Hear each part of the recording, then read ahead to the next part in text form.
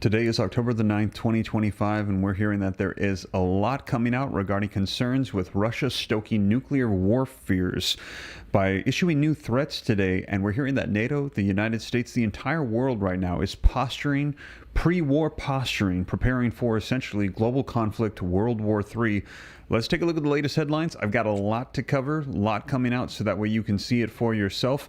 Russia stokes nuclear war fears by saying the world would applaud strike on NATO heavyweight, and they're talking about the UK, the United Kingdom. In addition to that, Europe faces significant risk of major war if Russia starts mobilization, Zelensky says. NATO allies discuss letting pilots open fire on Russian aircrafts. You can see this coming out in the last 24 hours. They're now saying shoot them down. Donald Trump supporting that.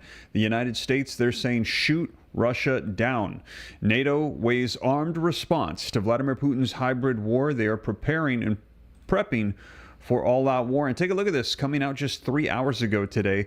Europe worries that it is already at war, and America has not even noticed. Now, let me know your thoughts. Are we already in World War III? Are we already in war? If you think so, put WW3 in the comments. Now, Trump is considering giving the green light for Ukraine to use those Tomahawk missiles against Russia. This could push Russia back, NATO minister says.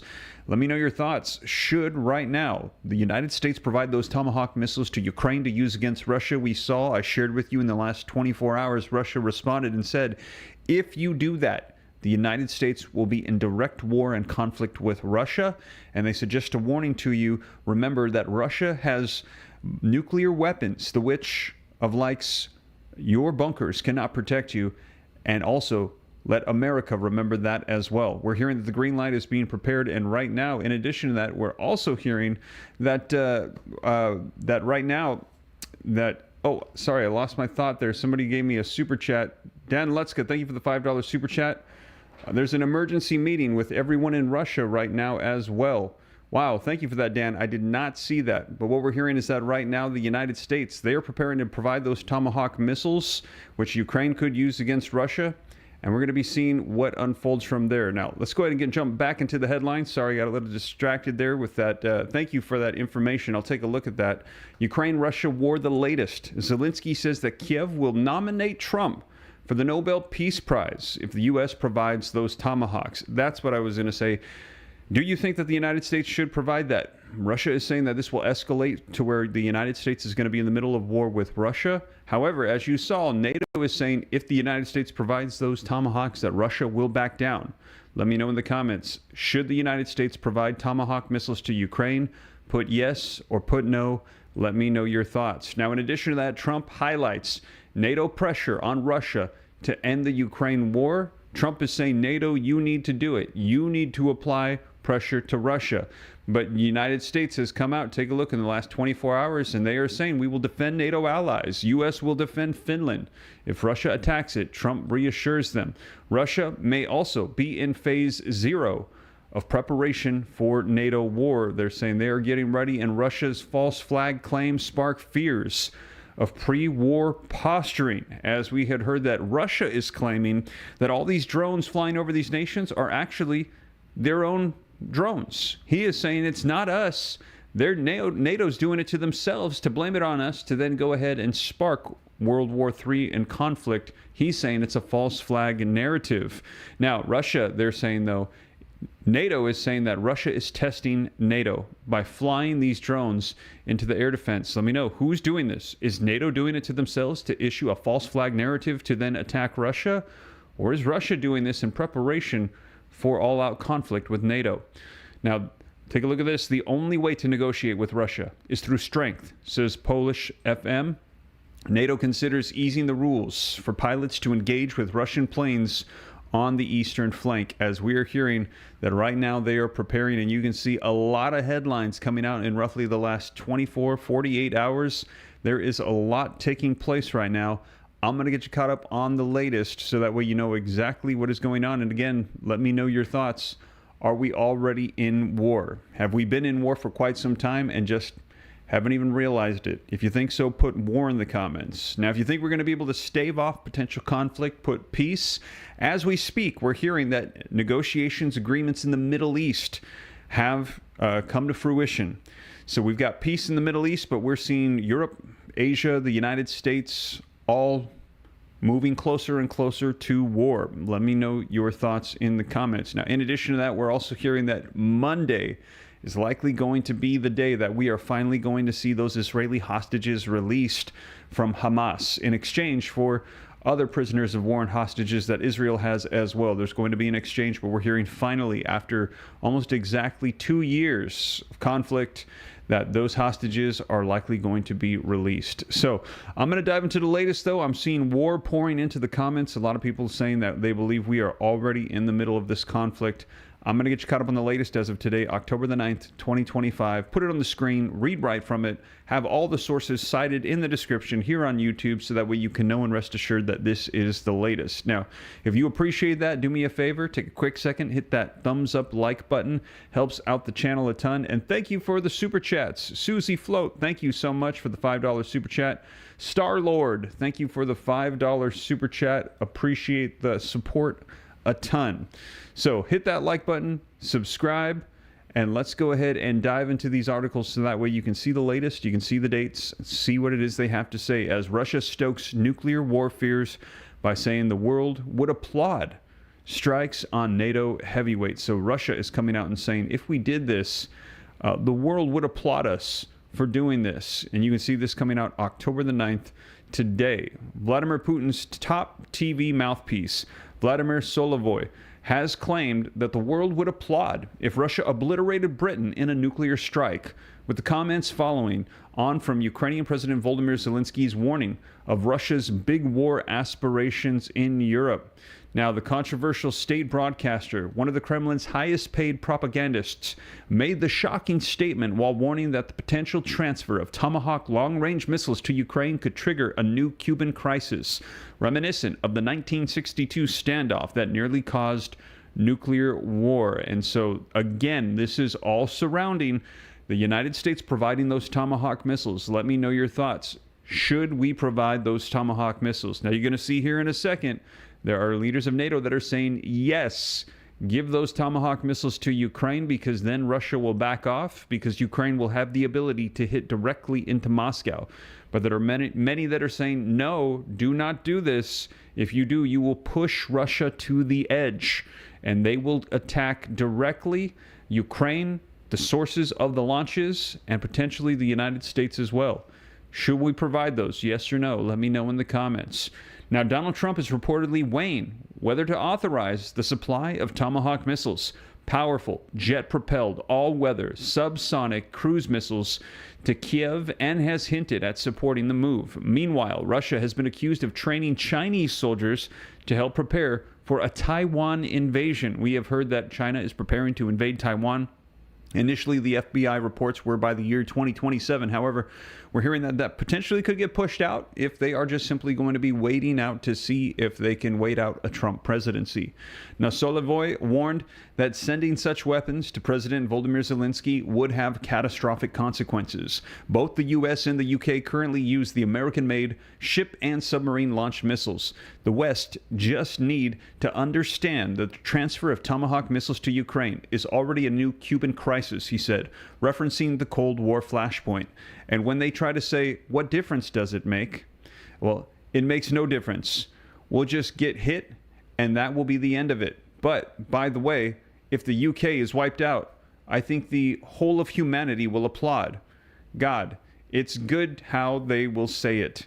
That's the truth. It's good, they will say.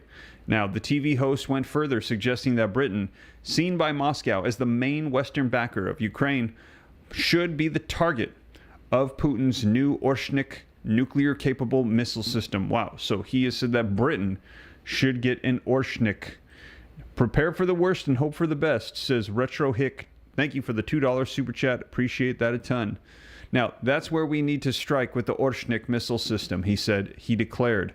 Now, Solovoy urged the Kremlin to heighten tensions with the West by first pulling Russian diplomats from the key Western nations as a signal that a strike was imminent. Now, for starters, for example, take all Russian officials, diplomats, out of the United States and out of Britain, he said.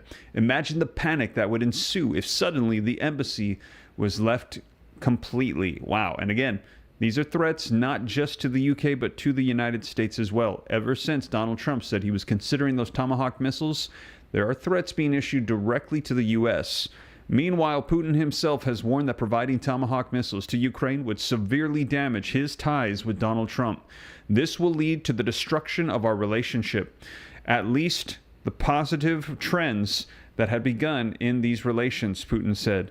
So I say what I think. And how things will turn out depends not only on us and not only on me. So there you have it. A lot of concerns coming out as Russia is stoking these nuclear war fears regarding potential attacks on the UK and also threatening the United States. Now, Europe faces significant risk of war if Russia starts mobilization, Zelensky said. This also coming out today as well. If Russian President Vladimir Putin launches a new mobilization in Russia, it could pose a grave threat to Europe and spark a world war, President Zelensky said on October 8th yesterday. So again, concerns of nuclear war, concerns of World War III. They're saying without a doubt, if things begin to pop off with NATO, the United States will get pulled in, Russia will get pulled in, it's likely China, Iran, North Korea, other nations will get pulled into this. We will have a global conflict on our hands. The president's warning comes as Russia steps up provocations against NATO countries, including a surge of mysterious drone sightings across Europe that have raised fears of hybrid warfare. Sunlight, thank you so much for that $10 super chat. Now, wherever there is quick success, that is where Putin will go if there is mobilization, Zelensky said during a meeting with journalists. There is a significant risk that Putin will actually go to a world war. According to the Ukrainian president, the danger stems from Putin's political need to demonstrate success after almost 4 years of Russia's full-scale war against Ukraine. Now, mobilization means a definite loss of popularity for the Russian leader. That is the only reason that he has not done it yet, he said. If there is mobilization, it will be a challenge to Europe. He will start a major war. Russia's mobilization in 2022, the first since World War II, followed military setbacks on the front lines and triggered mass protests and immigration, with more than 261,000 Russians fleeing. Now, while the Kremlin later declared mobilization completed, no presidential decree officially ended it. Instead of launching another draft campaign, Moscow has depended on financial incentives and recruitment campaigns, offering lucrative contracts to volunteers willing to serve in the army. And we have heard that he has issued a new draft just a couple of days ago. Now, believe me, they definitely didn't want to pay big money for contracts, such big money as they have been paying all of these years. Imagine the price of protecting his personal ratings, Zelensky said. Now, the Ukrainian president has repeatedly warned that unchecked Russian aggression in Ukraine could eventually spill beyond Ukraine's borders and into NATO territory, and it looks like that is exactly what we are seeing unfold right now. In September, Polish forces shot down several Russian drones that entered Polish territory. Days later, a Russian drone breached Romanian airspace, though Bucharest chose not to engage. 3 Russian MiG-31 fighters also entered Estonian airspace over the Gulf of Finland for 12 minutes on September 19th, prompting the Baltic country to invoke consultation under NATO's Article 4, which is one step away from Article 5, which they're saying would equate to global conflict. European leaders have echoed Zelensky's concern. Polish Prime Minister Donald Tusk warned in July that Russia could be ready for a military confrontation with Europe within the next 2 years. Tensions between Russia and NATO have escalated since Moscow's full-scale invasion of Ukraine, with growing fears among Western officials that the Kremlin may be preparing for broader confrontation. So, again, warnings of potential war posturing taking place. And also, take a look at this. NATO allies discuss letting pilots open fire on Russian aircrafts, coming out today. NATO allies, they are discussing easing the rules for pilots to permit them to shoot down Russian aircrafts, according to a report by the Financial Times. The news comes as alliance members consider a tougher approach against Moscow following a spate of alleged airspace violations, drone swarms, and sabotage plots in Europe. Now, a NATO official told Newsweek, when it comes to the range of hybrid or gray zone activities we've seen, including cyber attacks, drone incursions, or attempts to sabotage critical infrastructure, NATO is working closely with allies to ensure that we're taking appropriate steps to ensure that we can deter and defend. This isn't new, and we continue to adapt as the situation evolves. Now, here's why it matters. NATO-Russia tensions are worsening as the war in Ukraine rages on, and there is an increasing risk of direct conflict between Russia and NATO. Both sides have characterized the current situation as a form of war with each other, though there has not yet been such a formal declaration by either Russia or NATO, so they are basically in the middle of war, but have not officially announced it yet. Now, here's what to know. The FT, citing 4 unidentified NATO officials, said NATO allies are discussing a more forceful response to increasingly provocative Russian actions, including easing restrictions on pilots to allow them to open fire on Russian aircrafts and deploying armed drones along the border with Russia. The asymmetric cost of scrambling fighter jets to intercept drones is a running concern for the alliance, which is seeking a financial sustainable solution. NATO members on the front line with Russia, backed by France and Britain, initiated the discussions, which have since broadened to a larger group in the 32-strong alliance, the newspaper reported. Now, one example of our work in this area is Baltic Sentry, which was launched in response to incidents affecting critical undersea infrastructure in the Baltic Sea, NATO officials told Newsweek in a statement. Now, we started this in January, bringing both sea and air-based assets to deter potential hostile activities in the Baltic. This has been very effective. In response to airspace violations last month, we launched Eastern Sentry, which added strength and flexibility to our posture along the eastern flank and beyond, and also incorporates new and novel technologies. President Donald Trump said last month that NATO forces should open fire on Russian aircrafts that breach Allied territory. A Kremlin spokesperson said such rhetoric only serves to heighten hostilities. Poland's military shot down intruding Russian drones on September 10th after it scrambled aircraft in response to what it called an unprecedented violation of its airspace as Russian forces attacked nearby western Ukraine. That was the first direct confrontation between NATO aircraft and Russian drones, and we have just seen this escalate as we have gone on. Russian aircrafts later intruded into Estonian airspace, while numerous unexplained drone flights over the European NATO member Romania and Denmark, and most recently Belgium and Germany. They have exasperated tensions and led to calls within NATO for rapid development of better detection, tracking, and interception of UAVs violating Europe's airspace. Russia, which has mocked and denied these accusations against it, has warned that NATO shooting down its aircrafts would be a serious escalation that could lead to open war. But some in the alliance believe that Russia responds only to hard deterrence, and so airspace violations must be met with a powerful response. The EU is preparing its own steps in response to Russian provocation. This is a deliberate and targeted gray zone campaign against Europe, and Europe must respond. President of the European Commission Ursula von der Leyen told the European Parliament on Wednesday. So here's what people are saying. Von der Leyen said on Wednesday, these incidents, they are calculated to linger in the twilight of deniability. This is not random harassment. It is a coherent and escalating campaign to unsettle our citizens, to test our resolve, divide our union, and to weaken our support for Ukraine, and it is time to call it by its name. This is hybrid warfare. So there you have it. We're hearing, as of yesterday, they are saying we are in the middle of a conflict. Now, former Russian President Dmitry Medvedev said in Telegram on a post, European cities have been gripped by an epidemic of UFDs or unidentified flying drones. UAVs are everywhere, near military bases, at airports, over fields, and above cities.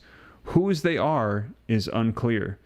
So what happens next? The 4 NATO officials told the FT that there is no timeline or obligation to agree on any change in posture, and a shift may not be announced publicly. So we are hearing that this is going on right now, you guys. Things are significantly escalating in the conflict. Now, in addition to that, take a look at this. NATO is weighing armed response to Vladimir Putin's hybrid war. Now it says alliance mulls easing restrictions on pilots opening fire on Russian aircraft. So a little bit more detail. NATO allies are discussing a more forceful response to Vladimir Putin's increasingly provocative actions, such as deploying armed drones along the border with Russia and easing restrictions on pilots so as to allow them to open fire on these aircraft. So they're saying, shoot at them, shoot them down, go ahead and take them out. The talks are aimed at raising the costs for Moscow of its hybrid warfare and lay out clear countermeasures after a spate of airspace violations by Russian drone and jets, according to 4 NATO officials briefed on the talks. Frontline states bordering Russia, backed by France and the UK, have initiated the discussions, which have since broadened to a larger group in the 32-strong alliance.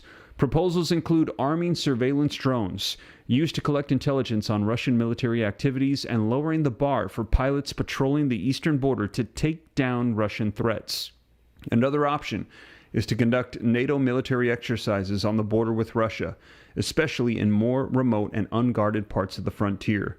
Donald Trump said last month that NATO should open fire on Russian aircrafts that breach the Allied territory.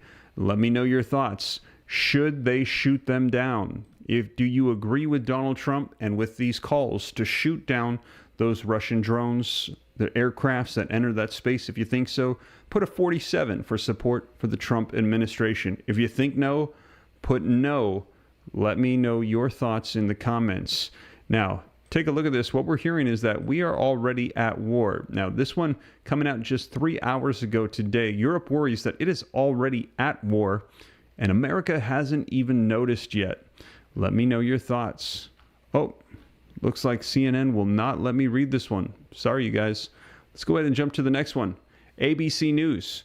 Trump's considered green light for Ukraine's Tomahawks could push Russia back, NATO minister says. Kiev has asked the U.S. to supply a long-range cruise missile. And again, we're going to be seeing if the United States is going to be supplying these long-range Tomahawk missiles to Ukraine, which then could penetrate through Russia, hit directly into Moscow. This would cause Moscow to then have to reposition. It would have its capital vulnerable to potential strikes and a lot of its military bases and assets. So this could be a major game changer. Just the threat of this alone is causing Russia to respond very intensely. Now, let's take a look at this article here. A supply of U.S. Tomahawk cruise missiles to Ukraine could help push Russia back. Margus Sahakna, the foreign minister of NATO's ally Estonia, told ABC News after U.S. President Donald Trump said that he had sort of made a decision on whether to greenlight the long-range weapons for Ukrainian use. Now, he also said in an interview Tuesday that Trump approving the supply of the cruise missile to Kiev would send a very strong message to Moscow. And we're hearing that is exactly what it is doing. Now, do you think that we should do this? Let me know in the comments, because that message we're hearing could potentially, NATO is saying, cause them to back off, cause Russia to back off. But Russia is saying it is going to escalate the conflict, and they will consider it direct conflict with the United States. Now, it says, thank you, Jeff, for that $4 super chat. Whatever we can give without any restrictions to Ukraine, it is helping to win the war and push back Russia, he said. So if President Trump and the United States is deciding to take down restrictions from military support as well as Tomahawks, it's just helping Ukraine to win and push Russia back. It's up to the United States to decide that, he said. So again, a lot of NATO members putting it on the United States, telling the U.S. to step up. And you're going to see here in a second, Trump is saying it's up to you, NATO, to step up. Stop putting it on the United States.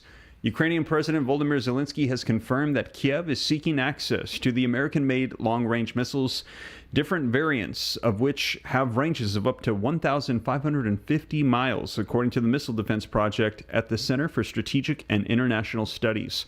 Russia's most populous and politically important cities of Moscow, St. Petersburg, and a host of important air, naval, oil refining, and drone production facilities would be within range if the long-range version of the Tomahawk is supplied to Ukraine. So again, this is causing Russia a little bit of concern because now so many assets are going to be potentially in the crosshairs of Ukraine.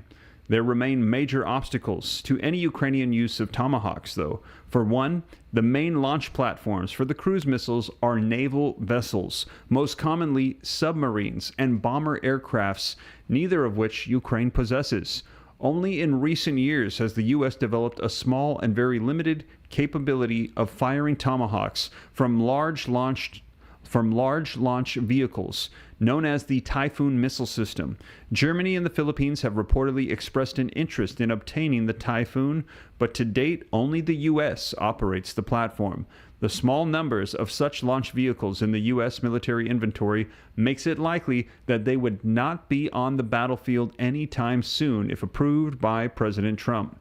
NATO allies have said little on the potential for Ukrainian Tomahawk use or allied support for their supply.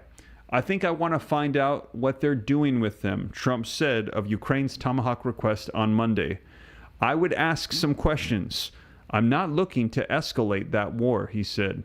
Now, the Kremlin has warned that a Tomahawk supply to Ukraine would do just that. This will lead to the destruction of our relations, or at least the positive trend that has emerged in these relations, Russian President Vladimir Putin said in a video clip that was released on Sunday by Russian state television. Now, on Monday, Kremlin spokesperson Dmitry Peskov told reporters that Moscow is carefully analyzing related developments. The question, as before, is as follows: who can launch these missiles? Even if they are on the territory of Kiev's regime, can only Ukrainians launch them? Or should the U.S. military do so? So again, they are saying it would be the United States. They would hold them directly accountable for this. Now, who sets the targets for these missiles? The American side or the Ukrainians themselves, Peskov added. Therefore, a very thorough analysis is needed here. We have certainly heard the statements. They are very serious, and we are studying them. Now, even if this happens, there is no panacea that can now change the situation on the front lines for the Kiev regime. There is no magic weapon, be it Tomahawks or missiles. They will not be able to change the dynamics, Peskov said. Now, officials in Kiev said they disagree. The Tomahawk is extremely important as a deterrent weapon because the presence of this weapon for Russia will be a clear signal that we have something to respond with if they continue this terror. Leshchenko, an advisor to the head of Zelensky's office, said in a televised appearance.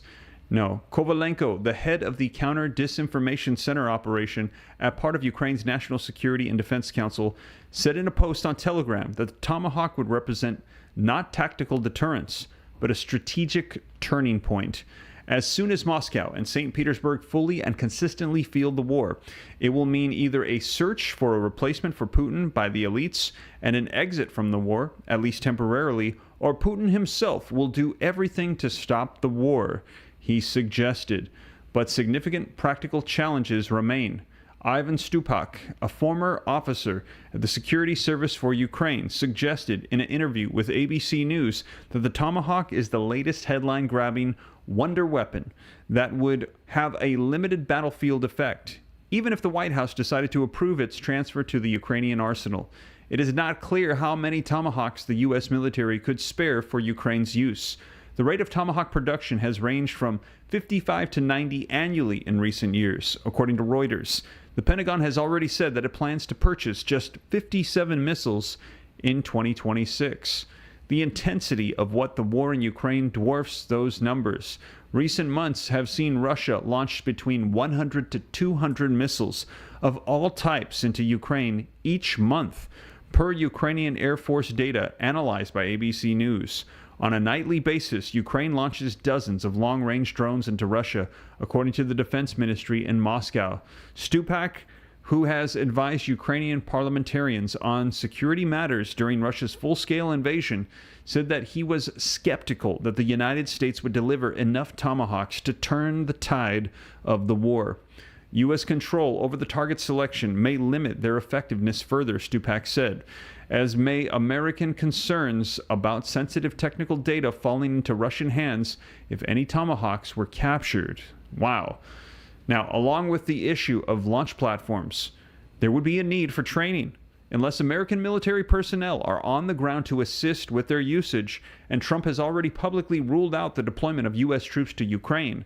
Ukrainian operators will also need significant training to be able to use these weapons. Ukraine is already using shorter-range Western-supplied cruise missiles, the Storm Shadows, the Scout British-French cruise missiles, which have a maximum range far shorter than the Tomahawk at 155 miles. Now, the extent of Allied involvement in their use is unclear, but Germany then-Chancellor Olaf Scholz was widely criticized for hinting in 2024 that British and French personnel were involved in the target control. Now, Boychenko, the CEO of the Hope for Ukraine humanitarian organization, told ABC News that he was skeptical of any Tomahawk proposal. Ukraine currently does not possess the specialized launch equipment or the trained personnel needed to field the Tomahawk missile systems. Right now, Ukraine is under daily mass attacks and needs quick, practical solutions to protect civilians and to conduct offensive operations deep into Russian territory.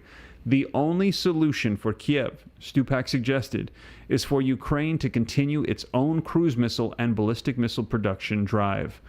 So, wow, there you have it. Again, I ask now, with this new information, should the United States provide these Tomahawk missiles to Ukraine? We're hearing Ukraine might not even have the training necessary or the means by which to even launch these Tomahawks, and it could upset Russia significantly. However, they're saying it could send a message to Russia, because there still might be U.S. personnel that could get sent to Ukraine to do this. Let me know your thoughts in the comments.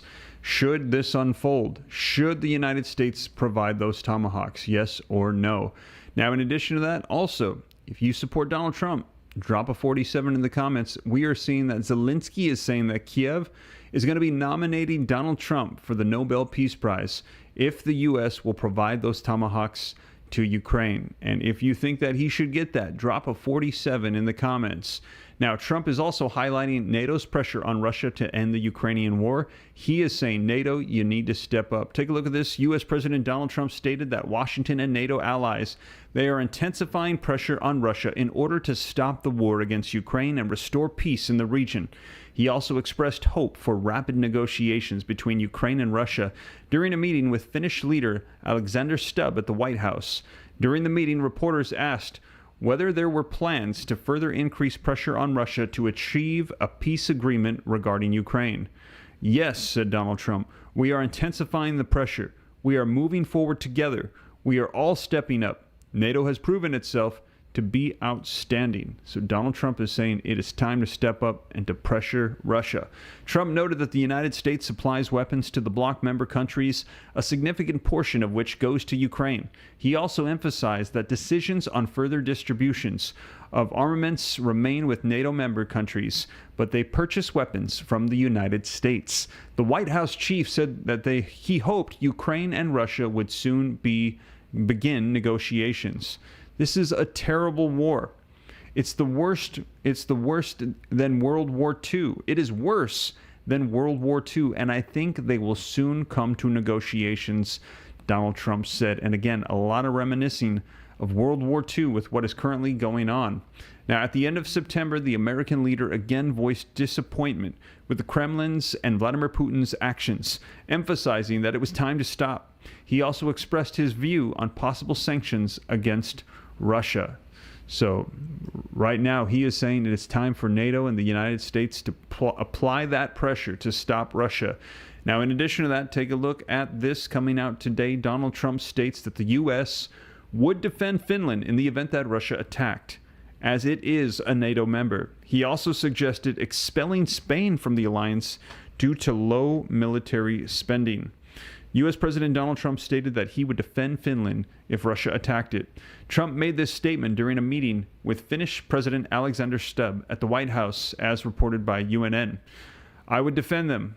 They are part of NATO, but I don't think Russia will attack Finland, Trump said. Trump also stated that Spain, frankly, perhaps should be kicked out of NATO for its low level of military spending. You should call them and find out why they are doing so well. Because thanks to many of our actions, they are doing well. They have no excuse not to do it, but that's okay. Maybe we should kick them out of NATO, frankly, Trump said. Now, U.S. President Donald Trump stated that Russia and Ukraine will also sit down at the negotiating table. So this coming out today, October the 9th. Now, Russia, we're hearing, maybe in phase 0 of preparations for a war with NATO. Russia has accused the UK of plotting a sabotage operation in a move that shows that Moscow is setting the conditions for the conflict with NATO. So this is coming from the Russian perspective. They are saying that this is actually NATO issuing false flags to then start a war and a conflict with Russia, then to also increase their military spending. According to the Institute for a Study of War, that assessment by Washington, D.C., a think tank, follows claims by Russia's military intelligence that London is planning an attack on a Ukraine or foreign civilian vessel to be blamed on China for supporting Vladimir Putin's full-scale invasion. The think tank says that Russia appears to be accelerating the informational and psychological conditional setting phase 0 of its campaign to prepare for a possible NATO-Russia war. So they are saying that NATO is setting up the table. And they're saying that Russia, making these claims, is putting out a psychological conditioning. They're calling it phase 0. A UK Foreign Office spokesperson told Newsweek that the claims by Russian intelligence was just the latest in a string of ridiculous Russian accusations that seek to deflect from the truth of their crimes in Ukraine. Now, here's why it matters. Because a spate of drones have entered into NATO airspace, promoted the alliance to accuse Russia of stepping up hybrid attacks to test its resolve and warning from the West about Moscow's aggressive intentions beyond Ukraine. Now, Kremlin propagandists, they have already framed the invasion of Ukraine as a war between Moscow and NATO, but the ISW analysis suggests a more direct conflict is on the cards. So here's what to know. Russian intelligence said in a statement that the UK was planning for a group of pro-Ukrainian Russian fighting for Ukraine to attack a Ukrainian Navy ship or a foreign civilian vessel in a European port. So they are saying false flags are going to be coming. Russia's SVR said saboteurs would be equipped with Chinese-made underwater equipment and that the UK would say that they were acting on orders from Moscow and blame Beijing for its backing of Putin. The SVR's claims, made on Monday without providing evidence, follow similar false flag claims targeting European states such as Poland, Moldova, and Serbia, which the ISW said showed a concerted pattern of activity. The UK Foreign Office told Newsweek that the SVR's claims were the latest among ridiculous Russian accusations and would not provide a running commentary on Russia's conspiracy theories.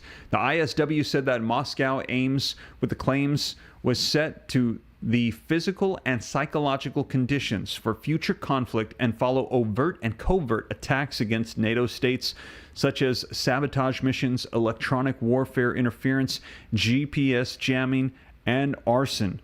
The think tank said there is no firm timeline for the Kremlin's campaign against the West, nor any evidence of a military buildup. However, it noted longer-term plans that NATO members say show Moscow's intentions, such as the restructuring of military districts on its western border and the buildup of military bases on the border with Finland. Hybrid attacks and false flag claims aim to create fear in Europe and fragment NATO's resolve as Moscow seeks concessions in its war against Ukraine, the IWS added. Now, here's what people are saying. Russia's SVR said in a statement that London is furious that many years of British efforts to achieve the strategic defeat of Russia and turn it into a pariah country are failing. Now, it added, the cabinet of Keir Starmer and his special services are preparing to respond to Russian successes in the Ukrainian theater of operations with another heinous provocation. UK Foreign Office, in a statement to Newsweek, this is just the latest in a string of ridiculous Russian accusations that seek to deflect from the truth of their crimes in Ukraine. We are not going to provide a running commentary on Russia's conspiracy theories. The Institute of Study of War said on Monday that the Kremlin is setting conditions to justify and rally public support for any possible future Russian aggression against NATO. Now, it added that Russia appears to be accelerating the informational and psychological conditions setting phase 0 of its, and it looks like that's where the paragraph ends. I'm guessing of its potential attacks that could be coming. Man, let me know your thoughts. They are saying that Russia is preparing. They are moving various crafts into position. They're testing different nations to see who is prepared, who is not. Psychological warfare, misinformation, disinformation warfare. They're saying that Russia is preparing to do potential attacks. So here's what happens next. European officials continue to report drone sightings in European airspace, with the devices spotted over Gardermoen International Airport in Oslo, Norway, overnight Sunday, among the latest incidents that have spurred NATO members to propose a drone wall to counter the threat posed by Moscow. So they're trying to get a wall to stop potential drones from going into NATO airspace.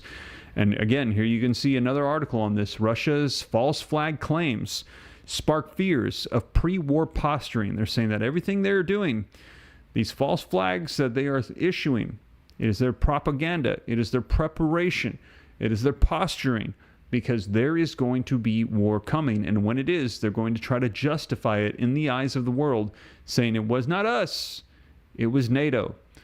But we are hearing that NATO is saying, no, it is Russia testing us. Russia is testing our capabilities, seeing if they're going to be able to strike us and hit us. And when they do, are we going to be ready? Now, take a look at this article. It says, executive summary: in September, a series of Russian drones and military incursions into the Atlantic Treaty Organization, or NATO airspace, over Poland and Estonia triggered emergency consultations under Article 4 and revived debate on escalation and deterrence. So they're wondering, are we going to be going to war? Are we going to be going to Article 5? The Russia-Belarus Zapad 2025 exercise revealed a shift towards precision strike, lower footprint operations, combined air defense, and electronic warfare, rather than mass force applications. Moscow will continue to exploit alliance cracks through hybrid warfare and ambiguity to destabilize Europe without crossing any red lines to avoid conventional military escalation. Now, in September, countries in NATO reported several incidents involving airspace violations. On September 10th, 19 drones crossed into Polish territory, prompting Warsaw to call for Article 4 consultation. September 10th and September 15th. Now, in a separate episode on September 19th, 3 Russian MiG-31 jets briefly entered Estonian airspace before being intercepted by NATO air policing units. Now, NATO Secretary General Mark Rutte described these developments as concerning and emphasized that the alliance remains attentive to safeguarding its members' security.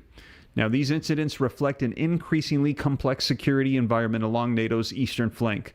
The combination of drone activity and jet overflights highlights the challenges of managing airspace security in an era of hybrid threats. Now, at the same time, the use of unmarked drones, short-duration incursions, and deactivated transponders complicates attribution and leaves room for differing interpretations of intent. NATO leaders emphasize the importance of maintaining readiness and alliance unity in the face of threats from Russia, while Moscow views such maneuvers as response to what it perceives as increasing Western military pressure. Now, in this delicate environment, transparency, communication, and crisis management mechanisms are likely to play a decisive role in preventing unintended confrontation. So, man, things are escalating significantly. You can see both sides right now and what they are saying. And right now, NATO, they are pushing forward. They're calling on the United States to release those Tomahawk missiles. You can see here, the only way to negotiate with Russia is through strength. Do you agree? If so, put war in the comments. If you disagree, put peace.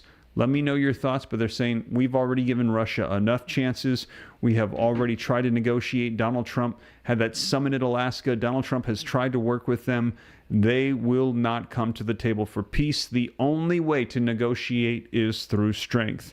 Let me know your thoughts in the comments. Take a look. Poland Foreign Minister Radosław Sikorski has said that the only way to engage in meaningful negotiations with Russian President Vladimir Putin is by first demonstrating strength, not by seeking compromise. In an exclusive article with the New York Times published on Thursday, he argued that the Kremlin interprets diplomatic gestures as weakness, adding the more that's offered to Moscow, the more it demands. He wrote that Moscow's recent drone and jet incursions into NATO airspace are yet more proof that the Kremlin is not interested in peace, but escalation. Russia's recent airspace violations of NATO's eastern flank, which began with nearly 20 drones breaching Polish territory last month, have stoked fresh fears in a region already on edge since Moscow's full-scale invasion of Ukraine in 2022. The incident marked a major escalation by Moscow, as it was the first time that Russian drones were downed over a territory of a NATO member state. Now, these drones did not veer off course. They did not drift into NATO's country by mistake, he said, adding the Warsaw is certain that the incident was a provocation orchestrated by the Russian regime. These incursions are not a sideshow. They are another rung up the ladder of escalation.